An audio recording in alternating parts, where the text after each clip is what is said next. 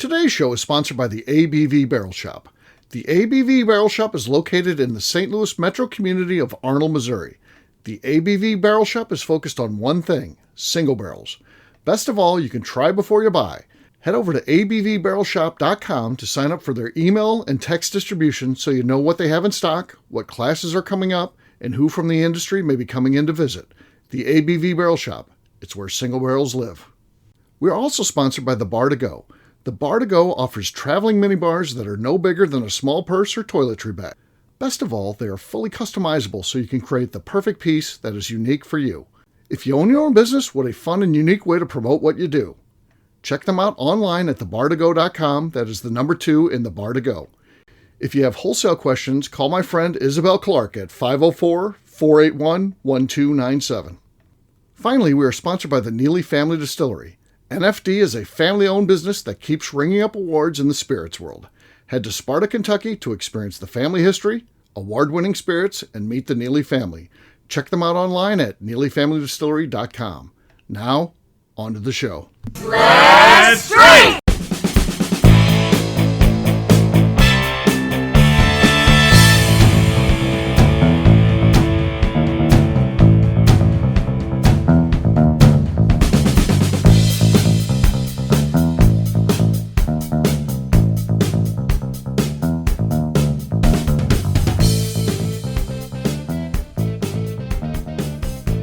Welcome to the Bourbon Daily, the podcast about everything bourbon delivered to you every day of the week. Today on the show, we grill Steve about his upcoming semi-retirement. My name is McNew. Please join me in welcoming my co-host, Steve Akeley, along with our special guests, Justine Mays, Jeff Andreezy, and Matt Modica. Hey gang, what's up? Hey guys. Hey everyone. Hey-oh, so yeah, we're going to be talking today about semi-retirement, what all that means. I'm just going to let you guys ask questions. I'm certainly getting a lot of them at the shop. So it took a little while longer for that group to get up to speed. The traditional ABV Network people, I think, knew first because I have Bourbon Zeppelin. I put it out in that. Was the first place it went out. And so they seem to know. The other ones are still kind of learning as we go. But I'll answer your questions. If you have any questions, it'll be a fun chance to do that. Before we get to that, though, McNew said there's something she wanted to talk about. What is that, McNew?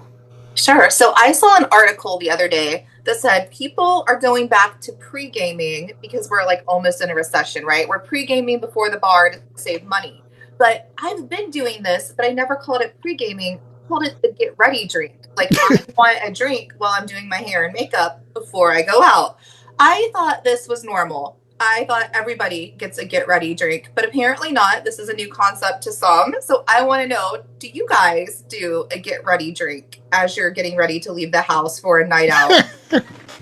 I mean, I feel like it depends. Like, I think pre-gaming in the sense that they're using it are people are like getting more than just having a drink while they get ready. They're like going through a 6-pack before they go to the bar. Uh-huh.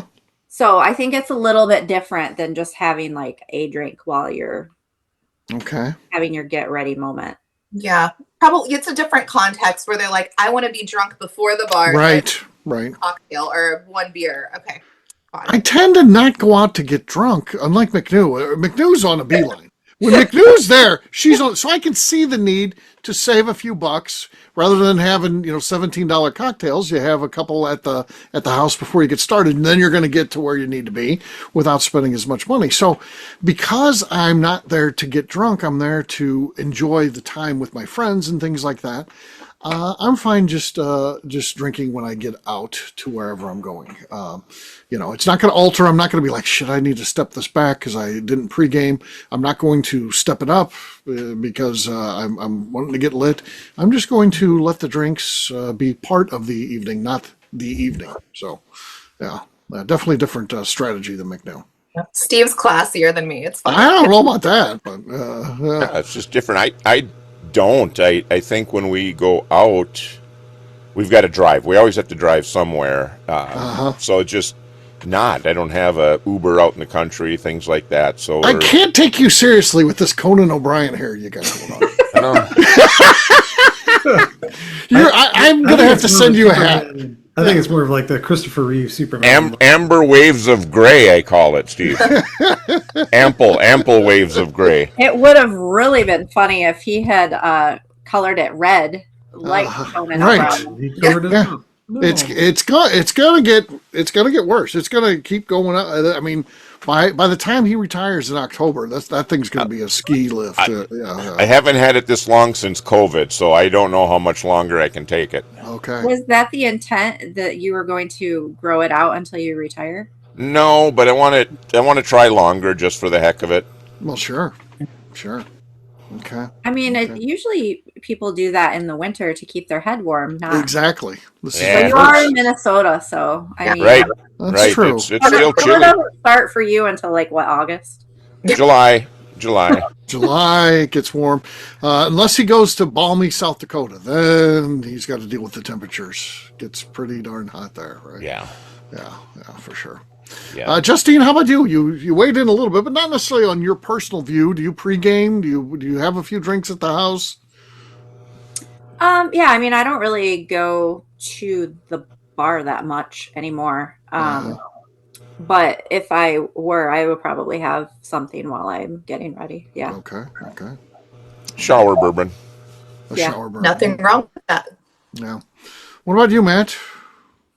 You know, I think we're Linda and I are probably really closer to you, right? As far as the, we're not necessarily going to get super drunk. And honestly, I'm too cheap at this point to pay all the money for all the drinks. Cocktail prices have gotten insane. They really have. Yeah. So I totally get the concept and the idea of it, right? So you're just not drinking way too much. That's why I like Millionaire's Weekend, though, because I give myself a pass from that. I'm like, okay, I'm going to order a couple cocktails and they're going to be $15 a piece or $18 or whatever it is. But I'm like, this is the weekend where I'm going to do that. But normally I'm not. I want to stay away from that. I also feel like when you're traveling like that in Louisville, or anywhere you travel to a higher end bar or a tasting room, like, there's actual like thought and work and like love. You know what I mean? Like, I don't mind paying $15 for a cocktail if it's like a craft cocktail. Yeah, I don't want to go to just like a bar and get some cheap ass nasty. If I have well thought out cocktails next time you stay at my house, can I charge you for those? No.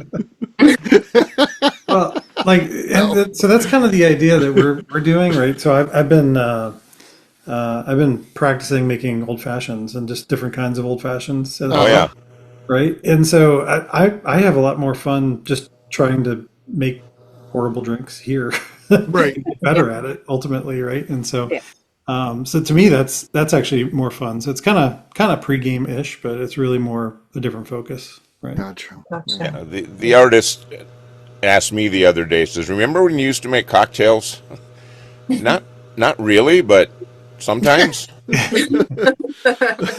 But she likes a cocktail, so I do need to up my game there, and it's fun, man. It's fun to dabble with some different things and start with your basic recipe, and swap out the sugar in a old fashioned for some syrup or some agave, or do something.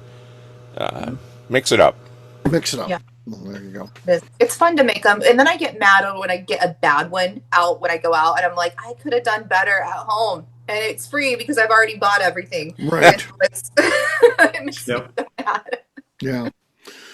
So there you go. It's not a surprise McNew pre-games. That struck no one. No one is like, whoa, this is breaking news.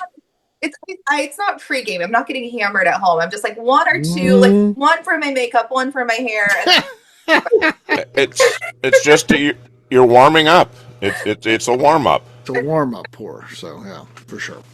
Well, there you go. All right. What we'll do next is we're going to drink. What is everyone drinking? Let's start with McNew. McNew, what do you got there? I'm going to go with some Yellowstone Toasted. Toasted. Nothing there. Nothing. I'm going to go Yellowstone. I'm going to go Yellowstone Recollection Series, signed by Steve Bean. Steve Bean. Yeah. All right, let's see what we got here. Ooh, that was good. That's good. Second pour out of there, and the second cork pop was probably as good as the first, so that's impressive.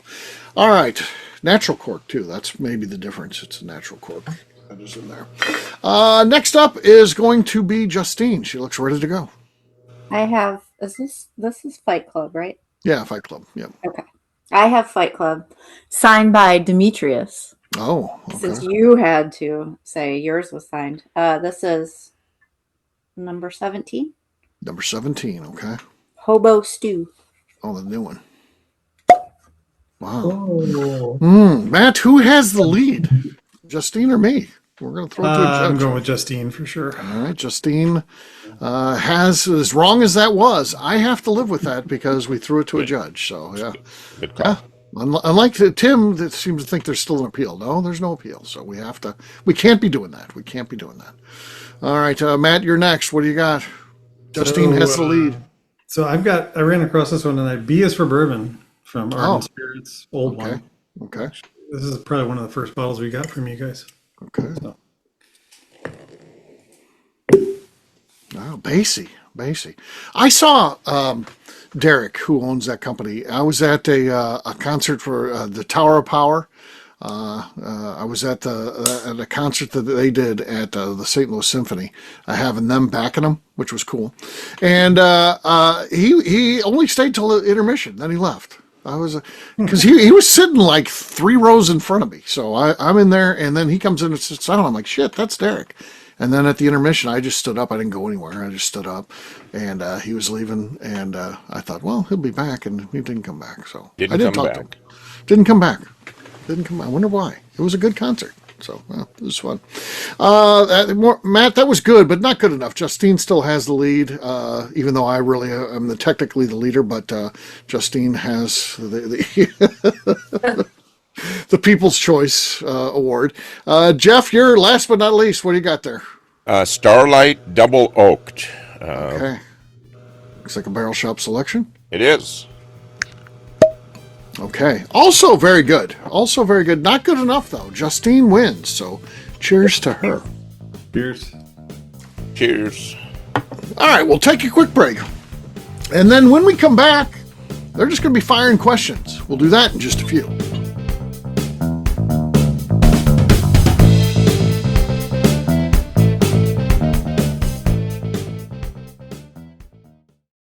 Okay, let's talk about the people that make these shows happen. First up is the Stave and Thief Society. Via their in-person class at Moonshine University in Louisville, Kentucky, the Stave and Thief Society is the place where you, a bourbon enthusiast, can expand your knowledge and emerge an executive bourbon steward. In 2017, I completed my executive bourbon steward certification. It's the most comprehensive bourbon certification available and connects you with an expansive network of bourbon enthusiasts and professionals. Check out the full listing of in-person and online certifications and join the society today by enrolling at staveandthief.com. Speaking of Executive Bourbon Steward certification, the ABV Barrel Shop in St. Louis, Missouri has developed a unique partnership with the Stave and Thief Society to offer a preparatory class to assist you in getting your Executive Bourbon Steward certification. This prep class costs only $25 and is available to take live or online via Zoom. Graduates of our class receive a coupon code good for 15% off your Executive Bourbon Steward certification held in Louisville, Kentucky. This saves you almost $90. Additionally, you can collaborate with fellow attendees to split travel costs when you go to Louisville. If you're interested in signing up for the class, simply head over to abvbarrelshop.com and check out the classes and events page. Last but not least, we are sponsored by Neely Family Distillery. Royce Neely is the 11th generation distiller in one of America's oldest distilling families. A visit to Neely Family Distillery takes you through family history, where you can see all the artifacts and newspaper clippings through the years from this family that started distilling in America after James Neely arrived from Northern Ireland in 1740. Today, Royce Neely and his team are crafting some of the best spirits in America. Their bourbon and absinthe offerings keep winning top honors in the spirits competitions. Recently, their absinthe made history as the first platinum winner in the absinthe category at the San Francisco Spirits Competition. Neely Family Distillery is definitely a bucket list destination if you are a bourbon fan. Learn more about their spirit offerings, visiting their facility, and the awards they have collected over at NeelyFamilyDistillery.com. And now, back to the show.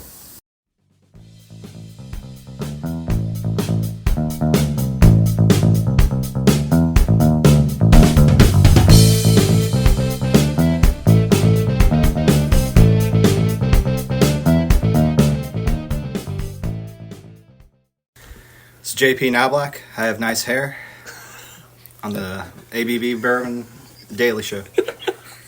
Welcome back to the Bourbon Daily. Today we're talking to Steve about his retirement, semi-retirement. Semi-retirement, yes. Still gonna have stuff to do, but just wanted to answer any questions. What sort of questions you guys have? Was anyone concerned that you were dying, that you were having some illness, so you had to step back? No, but I did put that as part of the first announcement. So yes, I read that, and I'm just like, I was like, he's gonna have 20 people asking him this. Right. I put that in there. I wanted to be very clear about that because to me, I don't think what I'm doing makes sense to a lot of people. You built your dream was to do all the stuff that you're doing now. Your dream was to make the Bourbon Show, the Bourbon Daily, Bourbon Zeppelin, the quick bourbon notes, and have the shop. And you've achieved all that. And there's been times when it's been tough and you've struggled with these things. All of them are firing on all cylinders. Why would you walk away now? So I knew that right away going into it, that there would be people that would be concerned. Perhaps it's my health. So I did make a note of that. Not necessarily people read everything. I mean, a couple of people commented that's the longest retirement note I've ever seen. And I'm just very thorough. First of all, I'm a writer. So you give me a forum where I can write, it's going to be a lot. And then I just wanted, I did a whole section where I wrote up my thoughts about it, but then I had not a question that I even got because I hadn't told really anybody, but I had, what I anticipated would be the question. So, and that was one of them. So, yeah. It did cross my mind though, because as I'm reading, and I think you put that in there fairly early. I don't remember, but right. It popped into my head. Oh, is everything okay? Right. Yeah. Becca got the note because I did send an email to all the people affiliated with the shows and things like that before it came out the next morning. Now I did it late. I made sure I did it late because I didn't want to answer a bunch of questions in the evening. So I wrote it out and sent it out at like 10 o'clock or something like that, Central Time, my time. More like 11:30. Maybe 11:30. I sent it out late. I did all this other stuff. I recorded shows. I did loaded all that, edited shows. Edited a YouTube video, all that kind of stuff, and then those emails were written before that. I actually wrote them all and had them just sitting in the queue, ready to hit send. Oh, wow. And then so I did all that, and then when I was done, I came in and sent out those emails because I did want people to be like, he told me before this happened, and then Becca got that and started crying. And again, I thought that was very touching because. Again, not that she thought I was dying, but it's a change in all of our lives. We do this, we kind of take it for granted, and we've been doing it for a decade and hanging out and having fun and laughing. And, even though no one's dying here, it is a big change. And I understand that. That's difficult. I remember when my dad retired, I was kind of, touched by that because I knew he loved his job. And when he left that, I was like, oh, this is a big difference. So, yeah. So yeah, it's the end of an era for sure. Mm-hmm. Like I got that email, like I got sad. I'm just like, oh my, we've been doing this 10 years. Like, right. I was very sad. I didn't reply that night because I'm like, you don't want an email from me at midnight. So like until the next day. But I was like, oh. It would have been okay. I sent it and went to bed. It was like the last thing I did before I went to bed. I sent all those emails. So, and individually, I didn't want to do like a big group email either. I wanted to have everyone have their own, and some of them were customized. Some were kind of a template that I wrote. But I wanted everybody to be involved to get something. So Steve, Linda and I have been wondering, and we really enjoy hanging out with you and Amy at the shop, and and just a lot of the speakeasy events and the different things that are going on, game nights and stuff. What are your plans there? Do you think you're going to pull back? You're going to come in and out of those? What are your? I hope to be involved. I also like to say that I hope that my presence is welcomed. I mean, if I go in and ask Darren, can I still be involved? This hasn't transitioned over. He'll tell me whatever I want to hear because I'm giving him the shop. So I understand that, and I also know that when leadership changes, it's sometimes can be difficult. It can be difficult for both parties. It can be difficult for Darren because if I'm there, people will start looking for me. If I go there when you name it, Demetrius is presenting, I don't want them looking at me being like, "Hey, what are we doing about this?" Or what's? It's not my shop anymore. I don't own any part of it. I'm zero. So I worry about that. I also worry about, man, there's so many things that I do that are just. I do a million things at that store, whether it's make sure all the lids on all those glasses that you see on the shelves are put up and put away straight. And I make sure that all the store, when you walk in, it's all faced up and looks like it's a brand new store. I do all those things. And if that's not being done as I move forward, does that bother me? I don't know what the answer to that is.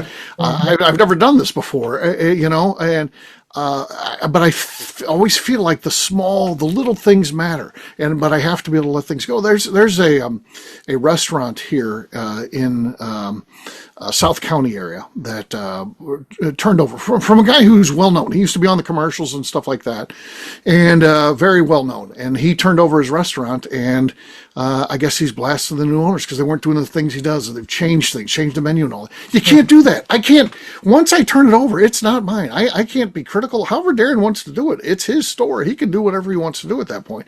So I hope it's a welcoming environment. I hope I can make the transition to the other side of the bar and be a customer and go to the events, the speakeasy events, and go to, when a distiller's in, I'd like to go to those events. But I hope I'm welcomed. But I don't know for sure. And people ask, well, how do you not know? I don't think I'll know till it happens. Yeah. I mean, you'll be welcome if you are a participant versus coming in and. Yeah, I'm not going to walk in and Demetrius Kane is presenting, and I walk to the front of the class like I do now and introduce Demetrius. It's not my store. I'll go in and sit at a table or at the bar and act like anybody else there. I'm not going to take things over. It's his. It's not mine anymore. Well, I can tell you one thing that won't change is that y'all both have horrible handwriting, so the signage will mess up. Yeah, I agree. I feel like Darren's handwriting calligraphy lessons. Yeah, I feel like his writing's worse than mine. So, Steve, I have just a ton of questions, obviously, but some might get too close to the business side of things. Like you said, the lease is ending. Mm-hmm. Has Darren got a new lease lined up? Is he staying in that? Is it staying put? That's. The plan is to stay there. Early talks have started, but these things are a process. They want to dick you over, and they want to make you feel like you need them and all that. So it's started. Yeah. He's new to this, and he's like, I'll just go somewhere else. I mean, you can't. I get it, especially, and he lives in an area that's a little bit more centralized in the kind of the South County area than where we're at now, but and I think it's easy to just be like, well, I'll just move somewhere by there. Okay, take your rent and times it by 7. And that's what you're looking at. I think we need to stay where we're at. But again, it's not my call. I mean, I'm going to help him out. I've been part of the negotiations so far. I want to continue to do that. And I can only provide him counsel. I can't make the final decision. So that's. I mean, I think it's good to stay because you leaving is a transition. Moving the store, I think that's just too many changes for people to be like, oh, I have to go there now. It doesn't feel like home. Like you made that place feel like a second home to some people. So I think staying there another year or so is probably smart. Right. And I also want to be very clear, there's no issues between Darren and I. We get along great, and he helps save this business. I'm just saying, as I try to always think things through, I just need to be cognizant of these things, that what potentially could happen, and just make sure it doesn't cause strife, problems for the business. I still want, no matter what the situation is, I want that business to be successful. And Darren, as the owner, I want him to be successful moving forward. So even if it doesn't involve me, even if all of a sudden I'm not welcome there, it's okay. It's okay. In the name of the business, if that's the best decision that can be made for that business, then that's the best decision. And I still want it to be successful. He's a young guy. Is he showing any signs of fear at this point? No fear. No. Just absolute everything. Got everything figured out. As I try to tell him, he's like, I got this. I don't think that it's officially set in yet. Yeah. I don't think that he will. I don't think it will hit him until like after the anniversary thing in July. Yeah, probably. So I think like after that, then he's probably going to Yeah. freak out. And it'll hit home immediately, because he's going to have to start working with the state. Once I've talked to the state, it's actually renewal time right now. They said renew things as they are, and then as soon as the transition is made, then things will get changed to him. But that's to do that after the fact. You're just going to create problems if you think you could set this up to transition over. That's not how our system works. You need to make like nothing's happening and then change it over. So he'll get some, and again. But that's part of being a business owner. He's going to make mistakes. I made plenty of mistakes. I made so many mistakes running this business. Things that cost me money, things that, just dumb things, things that got me in trouble one time with Jim and I, in trouble with the state one time. We made a mistake. We didn't know what we didn't know until we had to know it, So there'll be stuff like that. It's just, that's part of the process. So that's not about him or youth or anything like that. He's a first-time business owner, and it has a way of handing you your ass from time to time, and that's just going to happen. And that's not a reflection on him or being incompetent or anything like that. It's just, that's the way you learn. And it's kind of funny where Steve said, "Throw me questions about my retirement," and our questions are about how are we going to make sure we still have a place to go to. Yeah. Forget you. What about us? Yes. No, but I do have so would you ever consider going back to the shop once a quarter and be like, catch up with Colonel Steve? I don't know, have yes. I went on this trip and you just kind of share what you've been up to. If that's something Darren wants, I would be open to that. And I think that would be cool and a great way to be involved. I'm pretty much open to anything. I'm open to being a consultant that helps him out when he needs it. I'm also, one of the things we didn't have when we wanted to do a barrel pick as a store, we'd have to shut down the store. He doesn't have to do that. If he wants me to run that store for a day or 2 days while they're out doing a barrel pick, whoever his Darren is, he obviously needs to hire somebody to help him out. Whoever that person is, they can go out and do picks. And I'll run the store, as long as I'm in town. I won't fly back from Florida to do it, but let me know in advance and I can make it happen for sure. No, so what's your first big trip? Do you have that laid out yet? Do you know, this is my first retirement trip. Where are you going? Yes, I'm trying to go in August with my daughter to Florida. She brought up the idea, said, "Hey, I can work from anywhere because I'm 100% remote now. What do you think about doing some travel?"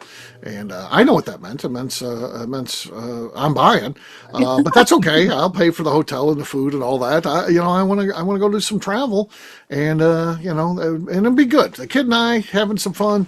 So that's a Florida trip. Whether or not that happens, I'm not sure. I told her I'm ready to book it, and she's like, "Hold on, I got to look at my schedule and all that." So we'll see how it goes. So, how long is Amy going to stay working? Does she have a feel?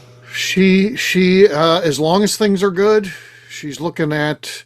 I don't want to get into anything that boxes are out, but let's just say years. So several years, and which works out well because it keeps insurance. We don't have insurance if she leaves, and then we got to pay for it ourselves. So that works out well, and she's in a good place where her work doesn't bother her. She likes her boss. All the things line up where she is happy staying there.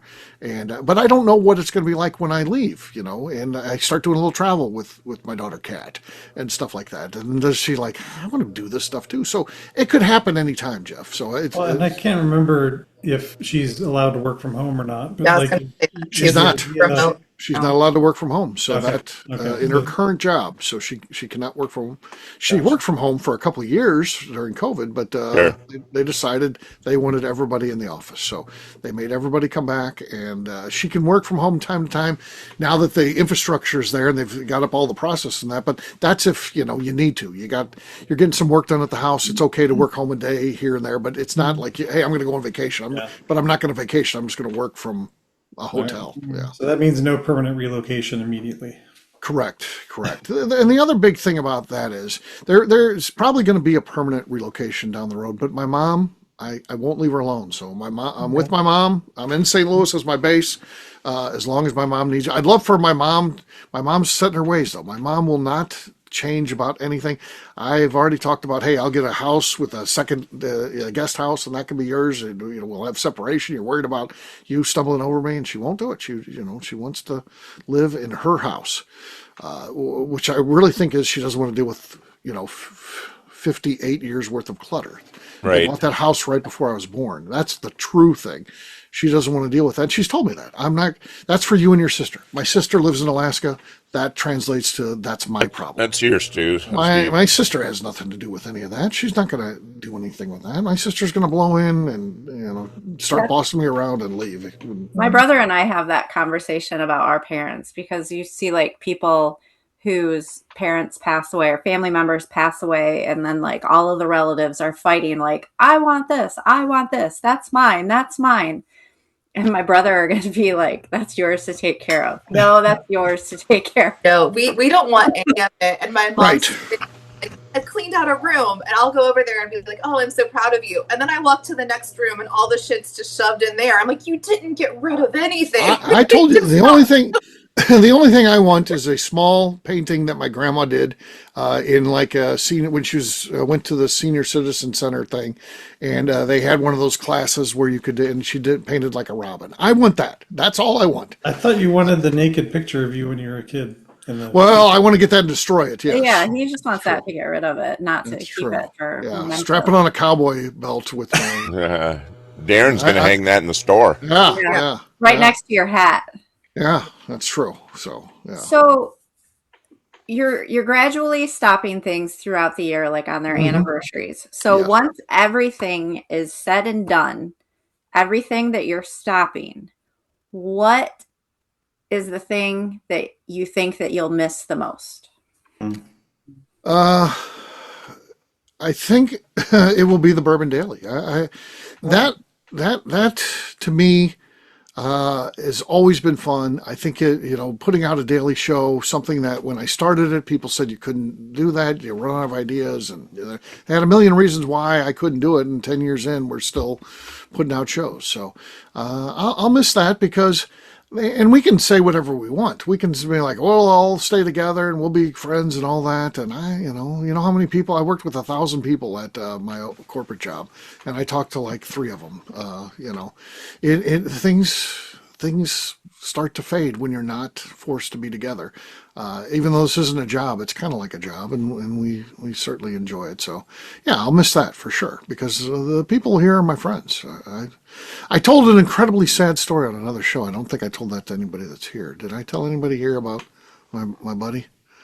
So I think that was on the Bourbon Show. So one of the saddest things that happened to me, and again, the retirement was already set and things like that, but I had the same group of guys I've always hung out with from high school to all of us went through, we're in each other's weddings, and we all were single after high school and college, and then we all got married around the same time, all had kids around the same time. I've been buddies with these guys forever, and as I got into the bourbon stuff, they weren't really into bourbon. And so those kind of started to fade a little bit. And then they all got houses at the lake, all but me, or all of them got houses at the lake, which is a Lake of the Ozarks for you that aren't around here. When we say the lake, that's what you mean. And so I didn't have a house down there, and you look at that. And then when I opened the shop, that was like the death knell, because those guys would, hey, you want to do this? And I said no, and I said no, and I said no. And like, I'm too busy. And you know what? I finally found they quit asking. And the one that just set it home was just in, I don't know, a month or so ago. My one buddy had a 60th birthday party. And it was a huge party with a stage, one of those big cakes, a band came in, and all that. And I didn't get invited. Oh, wow. It's heartbreaking. Yeah. It's heartbreaking. It is. I don't know what to say about that. So I gave my life to bourbon the last 10 years, and people may or may not believe that, but I have, and it's been at a personal cost. And I feel terrible about, not talking to my mom enough the last several years, because I work all morning, then I go to work and I work at the shop, 8 hours, and then we have an event after that, and I'm, 9 or 10, I get home and I sit on the couch and I do the rest of the stuff I need to do till about 11 or 11:30, and then I go to bed. And then I get up the next day, and that's what I do again. And that's 7 days a week. So, yeah. So is Amy excited, or is she like, oh my God, he's not going to have enough to do. He's going to make me crazy. I think she's excited. We both have been extremely busy this last year. She stepped up. She wasn't really involved in the store very much at all prior to Jim's death, and she's been an intricate part of the store moving since that happened. Unfortunately, since his unfortunate passing, I said that night. I said, I'm getting out of this at our lease. I'm going to fulfill every commitment Jim and I made, and then I'm going to get out of it. I talked to her about it that literally the night Jim passed away. I didn't start telling people about that right away, but I said to her, but I'm going to need your help. I'm going to need you. I can't do everything, so I'm going to need your help. And to her credit, she stepped up and helped out, and she's been extremely busy too. And there's a lot that goes with that. I think our health is not that I'm leaving this because of my health, but I feel like it's been a bad path for us the last couple of years, and hopefully we can get back to that. The house was it's basically just frozen time. I mean, thank God Justine comes over, because then we have to clean up somewhat. It's just, you get into this thing when you're working all the time. I don't want to come home after those long days and then get work on cleaning the house. So a lot of that gets left out. So I'm going to dedicate to fixing up the house and not personally doing anything, but cleaning it up, getting rid of the clutter, selling a lot of collectibles, selling a lot of stuff, getting rid of things, throwing things away. You name it. I'm going to make sure that this place is good for whatever it is for us. It could be our forever home. It could be our home for the next couple of years. It could be a home that we move out of next year. I don't know what the story is going to be. Well, you're giving yourself options, so yeah. Time is the biggest option. Mm-hmm. Yeah. Well, and I'll just you didn't say it, and I'm not alluding to anything here, but from a mental health perspective, right? Just having that time to reset for real, right? Right. And really have time to think for yourself and to do things for yourself and for your family and for other things that you want to do. I mean, that's absolutely important. And so don't blame me at all. And I think, I would encourage you, if you haven't, I would imagine you're going to be feeling guilt. You're going to be feeling pressure and different kinds of things. You probably already are. Yeah.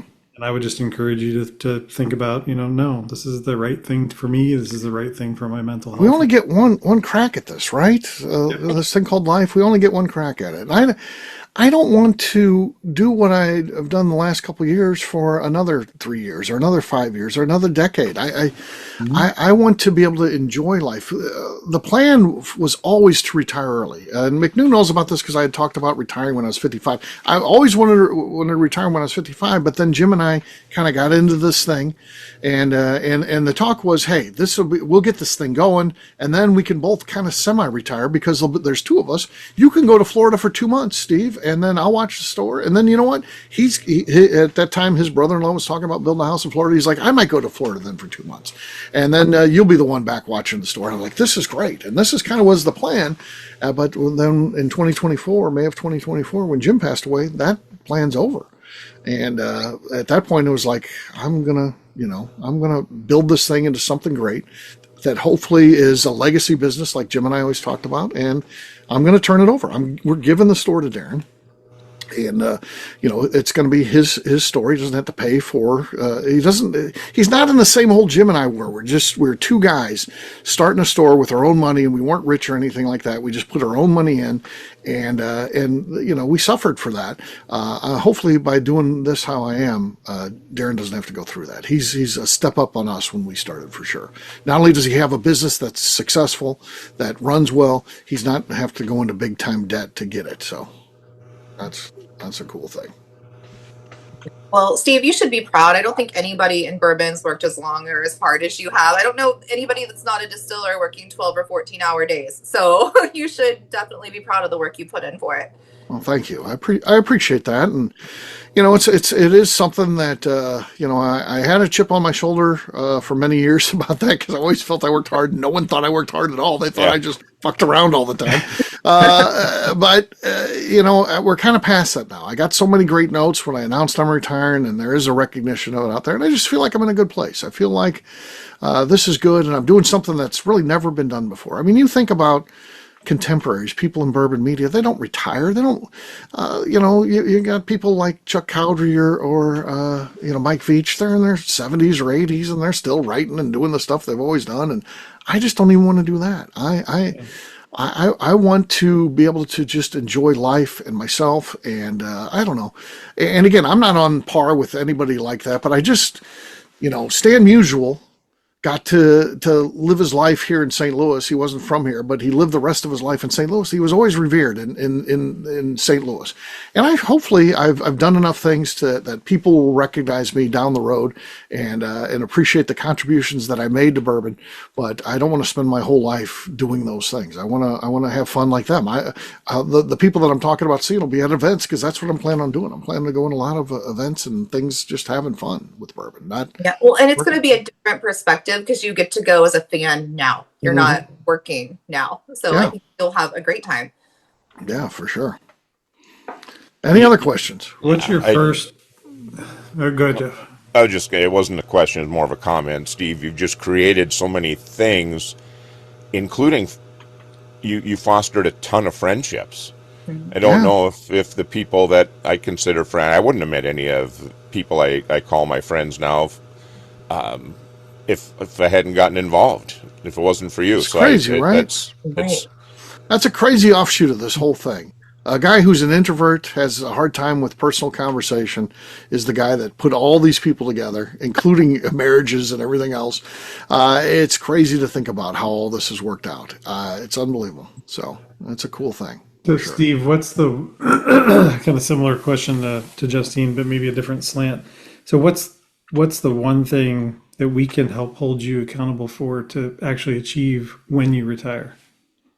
Meaning, like, you're looking forward to just doing this, whatever it is.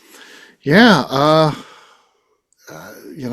hope that there is a dedication to my health. I haven't had a dedication to my health. You go back before the shop, I walked every day for like an hour a day, every day. I was never thin or anything like that. I've definitely put on weight in the last several years because I quit walking. I need to get back to doing that. I'm never going to be, I'm not going to look like, a muscle bound weightlifter. I'm never going to look like a super fit, healthy person, but I just need to dedicate some time to my health. I haven't done anything health wise, in years, and I just don't have time. It goes back to that thing. I would walk in the morning. I'd get up at 5 and I'd go for a walk and be done by 6 o'clock and still have my whole day in front of me. That got given up because I had to write newsletters. I had to write shows. There's only so many hours in the day, and that was an hour that I had to give up. And I need to get back to getting somewhat healthier. Again, I'm not ever looking to be, super fit guy, and I don't want to be that. I don't want to be the guy talking about fitness and health all the time. I just want to live it. I just want to do it. So that'd be important to me. Good one. Because it's all about this stuff. This move that I'm making is about quality of life. Well, I want to make sure I have a life. I mean, Peter Pan has to grow up at some point, right? He can't eat junk food and not exercise and expect things just to go on fine forever. Yeah. And your health is important because you want to go on vacation. You want to do trips. Trips aren't any fun if you can't walk around and see shit. That's true. I look at Mom and my aunt, they both had knee replacements, and it's like, you guys aren't going anywhere because you can't freaking walk. I'm not going to be that when I'm 65. Right. Right. Yeah. Gotta prevent that. Yeah. So I really want to work out where at some point, whether it's a full-time situation or part-time, I have a place in Key West, and that's going to happen at some point. I just it needs to happen. That's where I feel my best. That's where I feel active, and I love it down there, and I love the fact that you're basically living outdoors all the time. Even when you're at home, you're outdoors. You're back. You look at the backyards these people got down there. It's amazing because they're outdoor all the time. You can be out in December and January, and and having fun. So I want that. I want that lifestyle. I want to be in an island, comfortable and having fun. So that's the long-term plan. So just got to figure it out. Anything else? Well, this is good stuff. It feels like I was at a therapy session. It should. It's It was good. good. It was good You stuff. certainly don't hope you don't feel the need to justify anything to us. No, we get it. It's fun to hear your thoughts on it as I'm approaching my own retirement. It's such a huge change, and It is. Jeff, I can talk to you maybe better than certainly anybody on this, but better than most people in general. It's scary. It really is scary to have these things that are success that I built, and they are in how I constructed these things in my mind. They've all come together, but then to give them up and then be like, not gonna. There's such finality to it. I can't go away 6 months and then call Darren and be like, I want the shop back, and then I'm going to start up the Bourbon Daily and the Bourbon Show again. It's just the mojo's gone. No one's would listen to that. At the end of the day, people are not going to remember you for your work. They're going to remember you for who you were and who you are and what you've done and the relationships you've had, right? So it's not. that's where it's all Even going to though come from. we put a lot of our value in our work, it's not about the work. It's about true. our connections to others. It's true. It's true. But I do feel this strong pull that what we've done is very important. It is a snapshot into the bourbon world during that time.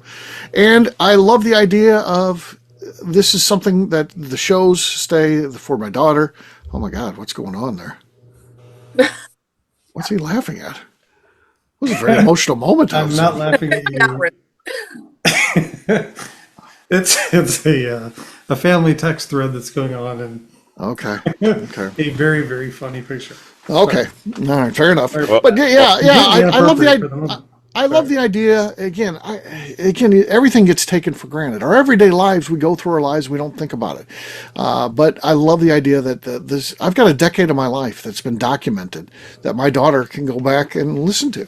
She's not going to do it tomorrow when I retire or next month or whatever. It's going to happen years from now, probably when I'm gone.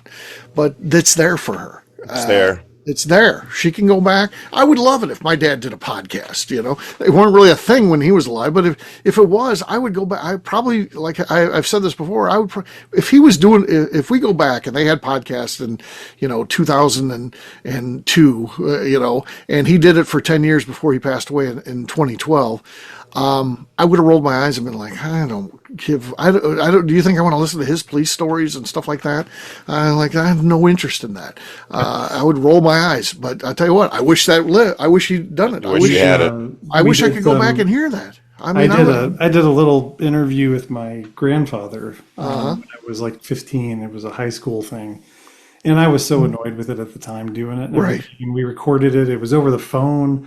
Somehow we got the phone to record and everything, both sides. But long story short, I still get extended family members saying, "Can I have a copy of that audio?" Right. He's like, "I just want to hear it." Right. So, Yeah. Well, Steve, one last thought I had was I was reading the email and then the follow-up articles was, I'm tired. I think I'll go home now. Yeah. Whatever Forrest Gump said, that's what I picture, Yeah, that's kind of where we're at. So it's cool. It's going to open up. It's a whole nother show. All the stuff I've got coming up, work-wise, and then just hobby stuff too. I've got time to do other things and stuff like that, and hanging out with the friends I've got. It's caused me to lose friends that I thought I'd have forever, but I've got a whole new group of friends that I can hang out with, and I want to do that. I want to work on friendships and stuff like that. So I want to just be a better person. So it's taught me a lot about that. So there you go. On that note, we'll wrap this one up as we always do by talking about where people can find us. Matt, we'll start with you. Where can people find you? You can find me getting inappropriate pictures as I'm trying to be serious in a podcast at LinkedIn, Matt Monica. We might have to come out with a policy. All phones have to be. It was on my computer. Oh, then we'll have to block that too. Yeah. All these rules he's putting in as he's ending the show. Right. Tighten things up. Got to tighten things up. Yeah. All right, Jeff. How about you? I'm on Facebook, Instagram, and the Cigar Dojo. Jeff Andreezy, 2 I's and 2 Z's. All right, Justine. You can find me on Instagram at JA_Maze. McNew. On Instagram at McNew ABV. All right, for me, I'm an easy guy to find at Steve Akeley across all social media channels, abvnetwork.com. That is where you can find our content, abvbarrelshop.com, everything you need to know about the Barrel Shop, what we have in inventory, festivals coming up, events, so much more, abvbarrelshop.com. McNew, anything else to say before we get out of here? I'd like to remind the audience to please give us a 5-star review that includes comments. It helps new people find the show, which is very important to us. And if you like what we're doing, we ask that you please visit our Patreon page at patreon.com/the ABV Network. Great job today, gang. For audience, we'll have a brand new show for you tomorrow. Looking forward to that. Until then, take care, everybody. See ya. Bye. Bye-bye. Peace.